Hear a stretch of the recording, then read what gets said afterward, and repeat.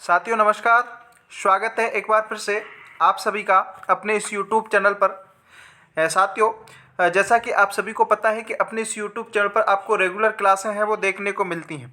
आज की क्लास हमारी 12 नंबर की क्लास रहने वाली है, जो कि राजस्थान जीके के टॉप अति महत्वपूर्ण प्रश्नों के साथ रहने वाली है। दोस्तों, इससे पहले हम 11 क्लासें पूरी कर चुके हैं। अगर आपने नहीं देखी हैं तो मैंने प्लेलिस्ट बना रखी है, वहाँ जा कर के आप पे प्रत्येक वीडियो को देखना। बहुत ही शानदार और ज़बरदस्त लेवल की क्लासें हैं वो आपको देखने को मिलने वाली हैं। अब चाहे आप रीट मुख्य भर्ती परीक्षा की तैयारी कर रहे हो, प्री BSTC रीट पात्रता परीक्षा L2 L1 और आपके चतुर्थ श्रेणी जेल प्रहरी किसी भी भर्ती परीक्षा की तैयारी कर रहे हो, सभी विद्यार्थियों के लिए क्लास काफ़ी इंपॉर्टेंट है। राजस्थान जी के हर प्रतियोगी भर्ती परीक्षा में प्रश्न पूछे जाते हैं। बस आपको क्लास को पूरा ध्यान से देखना है। 20 प्रश्न रहने वाले हैं। परीक्षा के लेवल के शानदार हूबहू प्रश्न छपने वाले प्रश्न आपको देखने को मिलने वाले हैं। आप अगर 15 प्रश्न सही कर रहे हो तो समझ लीजिए कि आपकी तैयारी बहुत शानदार ज़बरदस्त लेवल की है। हर एक प्रश्न का राइट आंसर आपको कमेंट करके बताना है और लास्ट में कमेंट करके बताना कि आपको क्लास कैसी लगी और कितने प्रश्न आपने सही किए। चलिए अब शुरू करते हैं। हमारी क्लास का पहला ही प्रश्न आपके सामने आएगा। मैं हमेशा बोलता हूं साथियों कि सबसे पहली प्राथमिकता आपको प्रश्न को ध्यान से पढ़ना है। जब तक हम प्रश्न को सही तरीके से समझ नहीं पाएंगे तब तक हम उसके आंसर तक नहीं पहुंच पाएंगे। मैं हमेशा बोलता हूं कि प्रश्न को पढ़ो। 4 ऑप्शन आपके सामने देखने को मिलेंगे और राइट आंसर आपको कमेंट बॉक्स में कमेंट करके बताना है। पहला ही प्रश्न आपके सामने है। प्रश्न क्या है कि समी वृक्ष अर्थात जिसको हम खेजड़ी का वृक्ष बोलते हैं, उसकी पूजा किस पर्व पर की जाती है, ये आपके प्रश्न ने पूछा है। 4 ऑप्शन आपके सामने हैं: गणगौर, तीज, दशहरा, होली। जिस भी विद्यार्थी को इस प्रश्न का राइट आंसर आ रहा है वो कमेंट करके बताते चलिए। साथियों, हर एक प्रश्न का राइट आंसर कमेंट करके बताइए। कमेंट करने से आपको ये पता चलेगा कि भाई आपकी तैयारी बहुत शानदार है और आप जितना ज़्यादा कमेंट करेंगे, जितना ज़्यादा अभ्यास करेंगे, उतनी ही आप सफलता के नज़दीक आते चलोगे। अगर आपको नौकरी लगना है साथियों तो हर एक बिंदु को क्लियर करके चलना पड़ेगा। जितना हो सके उतना अभ्यास करना पड़ेगा और अभ्यास ही सफलता की सीढ़ी होती है। हमेशा बोलता हूँ जितना हो सके अभ्यास कीजिए और अगर आप अपने चैनल से जुड़ रहे हो तो जितना अभ्यास करा देंगे कि आपका एक भी प्रश्न गलत नहीं होगा। ठीक है ना। देखो, समी वृक्ष जिसको अपन खेजड़ी वृक्ष बोलते हैं, इसकी पूजा की बात करें तो ये आपके दशहरे के पर्व पर की जाती है। कौन सा? दशहरा। अब आपका दशहरा किस विकल्प में है? तो विकल्प नंबर सी में है। तो सी इस क्वेश्चन का क्या रहेगा साथियों? राइट आंसर रहेगा। अब हम यहाँ से कुछ चर्चा ये करते हैं कि इससे संबंधित कौन कौन से प्रश्न हैं वो बन सकते हैं। देखिए, सबसे पहली प्रश्न तो यही बनेगा कि दशहरा कब पड़ता है या दशहरे का त्यौहार है वो कब मनाया जाता है। तो ध्यान रखना है दोस्तों, दशहरे का त्यौहार आपका आश्विन महीना आएगा। कौन सा महीना आएगा? आश्विन माह की शुक्ल पक्ष। कौन सा पक्ष?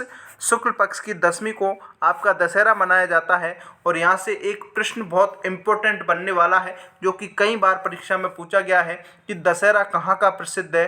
तो ये मिलेगा आपको कोटा जिले का। कौन से जिले का मिलेगा साथियों? कोटा जिले का मिलेगा। दशहरा आपको कोटा जिले का प्रसिद्ध देखने को मिल जाएगा। एक प्रश्न और बनता है कि आपका जो खेजड़ी वृक्ष है, इस खेजड़ी वृक्ष को राजस्थान का राज्य वृक्ष कहा जाता है। भाई क्या कहा जाता है? राजस्थान का राज्य वृक्ष खेजड़ी वृक्ष को माना जाता है, जो कि 31 अक्टूबर 1983 को, कब? 31 अक्टूबर 1983 को राज्य वृक्ष का दर्जा इसको दिया गया था। इसको वैज्ञानिक नाम की बात करें तो इसका वैज्ञानिक नाम किसका? अरे खेजड़ी का वैज्ञानिक नाम से भी प्रश्न पूछा जाता है दोस्तों। तो इसका वैज्ञानिक नाम आएगा प्रोपेसिस सिनेरेरिया। क्या आएगा? प्रोपेसिस सिनेरेरिया इसका वैज्ञानिक नाम आएगा। यहाँ से और प्रश्न बनता है कि इसको थार का कल्प वृक्ष कहा जाता है। खेजड़ी वृक्ष को थार का कल्प वृक्ष कहा जाता है। रेगिस्तान का गौरव इसको कहा जाता है। इतने सारे प्रश्न यहाँ से अपने क्लियर हो रहे हैं। अगर आपको क्लास अच्छी लग रही हो तो एक लाइक करना, थम्स अप करना, अपने दोस्तों को शेयर करना। जो साथी चैनल पर नए हैं वो सब्सक्राइब करके जरूर रखना। इसी प्रकार की क्लासें अपने चैनल पर आपको देखने को मिलती हैं। नेक्स्ट क्वेश्चन की ओर बढ़ते हैं। अगला प्रश्न क्या है? अगला प्रश्न आपके सामने है साथियों। प्रश्न पूछ रहा है कि निम्न में असुमेलित है। बताओ असुमेलित क्या है? एक तरफ आपके अभ्यारण्य दे रखे हैं और एक तरफ आपके जिले दे रखे हैं। आपसे प्रश्न ने ये पूछा है कि असुमेलित युग्म कौन सा है, यानी कि गलत युग्म कौन सा है। 4 विकल्प हैं।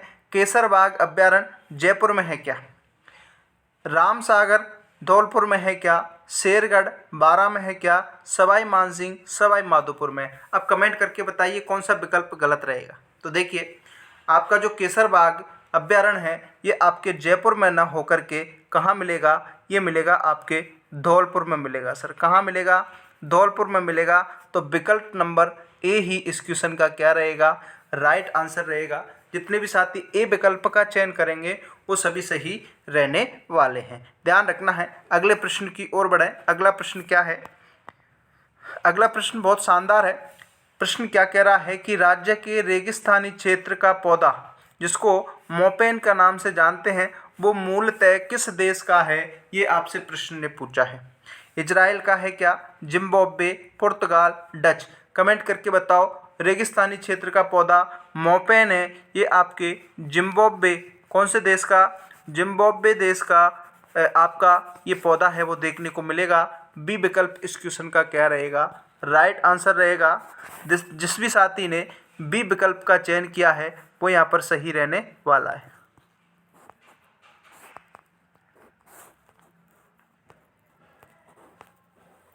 नेक्स्ट क्वेश्चन की बात करें। अगला प्रश्न आपके सामने है साथियों।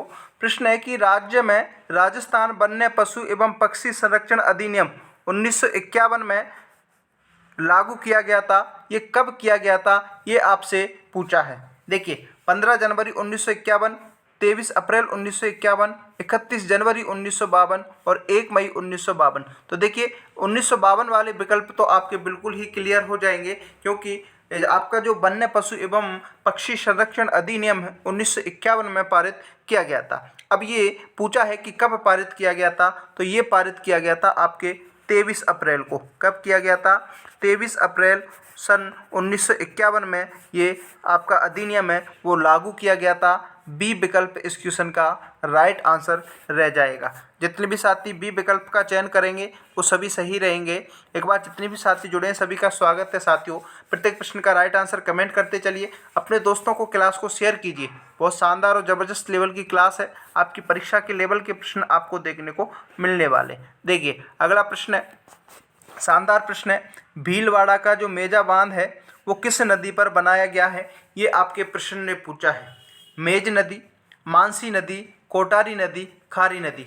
आपके भीलवाड़ा जिले में एक मेजा बांध बना हुआ है। अब वो प्रश्न ने ये पूछा है कि कौन सी नदी है जिस पर बनाया गया है। तो एक नदी आएगी साथियों जिसका नाम आएगा आपका कोटारी नदी। कौन सी नदी, कोटारी नदी पर मांडलगढ़ भीलवाड़ा में एक बांध बना हुआ है जिसको मेजा बांध के नाम से जानते हैं। तो सी विकल्प इस क्वेश्चन का राइट आंसर रह जाएगा।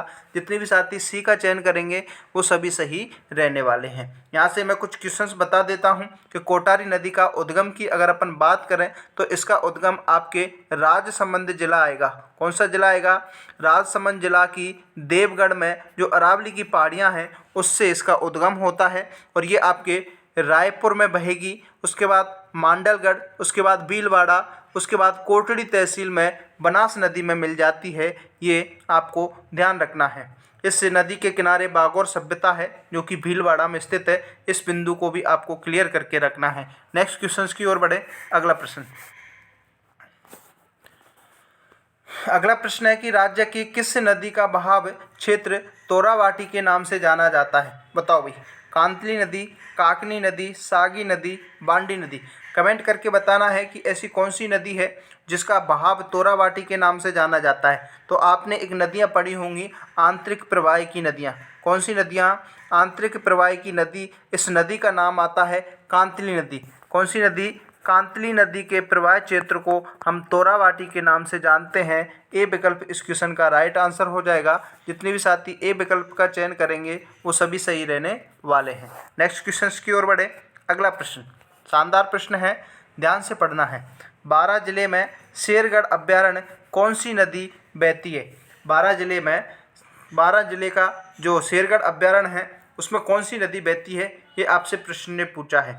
चंबल नदी, काली सिंध नदी, परवन नदी, पार्वती नदी। कमेंट करके बताओ बारां जिले में एक अभ्यारण्य मिलेगा आपको, शेरगढ़ अभ्यारण्य। कौन सा अभ्यारण्य? शेरगढ़ अभ्यारण्य। और ये आपके परवन नदी के किनारे आपको देखने को मिल जाएगा। तो कौन सी नदी प्रवाहित होती है साथियों? परवन नदी। विकल्प नंबर सी में है, तो सी विकल्प इस क्वेश्चन का राइट आंसर हो जाएगा। परवन नदी का उद्गम आपके मध्य प्रदेश की सीहोर की पहाड़ियों से होता है, ध्यान रखना। ये आपके झालावाड़ और बारां में बहती है। झालावाड़ के मनोहर ताना से ये आपके राजस्थान में प्रवेश करती है, ध्यान देने योग्य बिंदु है। नेक्स्ट क्वेश्चन की ओर बढ़े। अगला प्रश्न क्या है? अगले प्रश्न की ओर बढ़ो और राइट आंसर आपको कमेंट करके अगला प्रश्न है आपके सामने। प्रश्न को पढ़ो कि निम्न नदियों में से कौन सी नदी है जो दक्षिणी राजस्थान में नहीं बहती है? ये आपके प्रश्न ने पूछा है। सोम, जाकम, अनास, ये 3 नदी तो आपकी हैं जो कि आपके दक्षिणी राजस्थान में प्रवाहित होती हैं, लेकिन कूनू नदी आपके दक्षिण राजस्थान में प्रवाहित नहीं होती है। तो डी विकल्प इस क्वेश्चन का क्या रहेगा? राइट आंसर हो जाएगा। जितने भी साथी डी विकल्प का चयन करेंगे सभी सही रहने वाले हैं। अगला प्रश्न देखिए साथियों, शानदार प्रश्न है, वेरी वेरी इंपॉर्टेंट क्वेश्चन है, स्टार लगा लीजिए। प्रश्न क्या कह रहा है कि शीतला माता का मेला कहाँ लगता है? ये आपके प्रश्न ने पूछा है। बताओ भाई, कमेंट करके बताओ, शीतला माता का मेला कहाँ मिलेगा? जयपुर में, बांसवाड़ा में, सिरोही में, पाली में। शीतला माता का मेला आपको जयपुर जिले में देखने को मिलेगा साथियों। कहाँ मिलेगा? जयपुर में भी। कहाँ मिलेगा? चाकसू में। कहाँ पर? चाकसू, जयपुर में शीतला माता का मेला देखने को मिलता है। और इसका मेले की बात करें अपन, तो इसका मेला लगता है चैत्र के कृष्ण पक्ष की अष्टमी को, शीतलाष्टमी पड़ती है, जिस दिन इसका मेला है वो देखने को मिलता है, ध्यान रखना है, ठीक है ना। ए विकल्प इस क्वेश्चन का राइट आंसर हो जाएगा। ए को चयन करने वाले जितने भी साथी हैं सभी सही रहने वाले हैं। अगला प्रश्न देखिए साथियों, अगला प्रश्न क्या है? राज्य में मुख्यतः त्योहारों का आगमन एवं समापन निम्नलिखित में से किस त्योहार से माना जाता है? देखिए, इसके बारे में एक कहावत है, और कहावत मैंने आपको पहले भी बता दी है कि तीज त्योहारा बावड़ी, क्या होता है? तीज त्योहारा बावड़ी ले डूबी गणगौर। क्या होगा? ले डूबी गणगौर। यानी कि आपकी जो श्रावणी तीज होती है, कौन सी तीज? श्रावणी तीज से आपके त्योहारों की क्या होता है? शुभारंभ होता है, और गणगौर पर क्या हो जाता है साथियों? समाप्त हो जाता है। तो श्रावणी तीज से गणगौर इसका राइट आंसर रहेगा। बी विकल्प इस क्वेश्चन का राइट आंसर हो जाएगा। अगला देखिए भाई, अगला प्रश्न है, गलियाकोट उर्स किस जिले में आयोजित होता है? डूंगरपुर, जयपुर, उदयपुर, भरतपुर। कमेंट करके बताओ। शानदार प्रश्न है, कई बार परीक्षा में पूछा गया प्रश्न है। गलियाकोट का उर्स आपके डूंगरपुर में देखने को मिलेगा साथियों। कौन से पुर में? डूंगरपुर। किस विकल्प में है? ए विकल्प में है सर। तो ए को क्या कर देंगे? अरे लॉक कर देंगे। जितने भी साथी ए विकल्प का चयन करेंगे सभी सही रहने वाले हैं। नेक्स्ट क्वेश्चन की ओर बढ़े साथियों। अगला प्रश्न पूछा गया प्रश्न है, परीक्षा में पूछा गया प्रश्न है साथियों। प्रश्न क्या है कि गुलाबी गणगौर कहाँ की प्रसिद्ध है? ये आपसे प्रश्न ने पूछा था। और अपना प्रश्न यहाँ है कि गुलाबी गणगौर कब मनाई जाती है? देखिए, गुलाबी गणगौर की बात करें तो ये आपके चैत्र में मनाई जाती है। चैत्र में भी कौन सा पक्ष आएगा? शुक्ल पक्ष आएगा, और शुक्ल पक्ष की आ जाएगी पंचमी। चैत्र की शुक्ल पक्ष की पंचमी को गुलाबी गणगौर मनाई जाती है, जो कि नाथ द्वारा राज संबंध में आपको देखने को मिल जाएगी। कहाँ पर? नाथ द्वारा राज संबंध। अब देखिए, नाथ द्वारा में चैत्र शुक्ल पंचमी को आपकी गुलाबी गणगौर मनाई जाती है। तो बी विकल्प इस क्वेश्चन का राइट आंसर हो जाएगा। अगला प्रश्न देखो भाई, अगला प्रश्न देखो साथियों। क्लास अच्छी लग रही है तो अपने दोस्तों को शेयर करें, कमेंट करके बताएं। प्रत्येक प्रश्न का राइट आंसर आपको कमेंट करके बताना है। महाराणा अमर सिंह प्रथम के काल में चावंड चित्रकला शैली में चित्रित प्रसिद्ध ग्रंथ कौन सा है? ये आपसे प्रश्न ने पूछा है। 4 विकल्प में आपके सामने है, रसिक प्रिया, सूरसागर, ढोला मारू, रागमाला। महाराणा अमर सिंह प्रथम के काल की बात की जा रही है। चावंड चित्रकला शैली में चित्रित प्रसिद्ध ग्रंथ आपका रागमाला देखने को मिलेगा साथियों। कौन सा देखने को मिलेगा? रागमाला। किस विकल्प में है? डी विकल्प में है। तो डी विकल्प को क्या कर देंगे? लॉक कर देंगे। जितने भी साथी डी विकल्प का चयन कर रहे हैं सभी सही रहने वाले हैं। अगला प्रश्न देखिए भाई,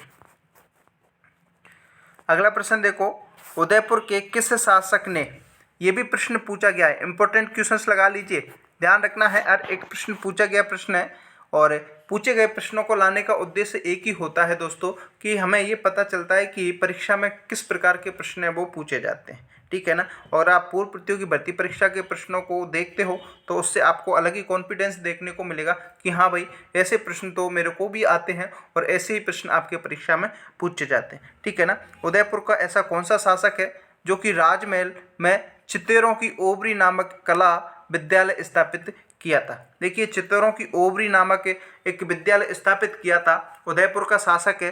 अब वो कौन है ये आपसे प्रश्न ने पूछा है, तो एक नाम आपको ध्यान में रख लेना है, जगत सिंह। कौन सा सिंह? जगत सिंह प्रथम।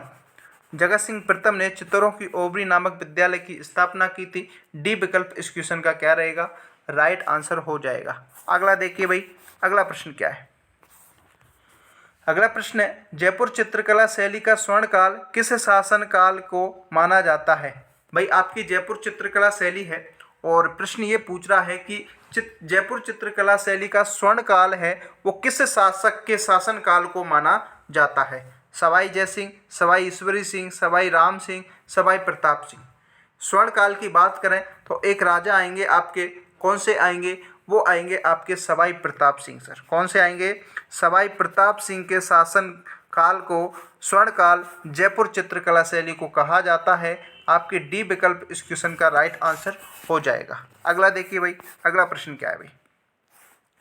अगला प्रश्न है, मेवाड़ चित्रकला शैली के स्वर्ण युग।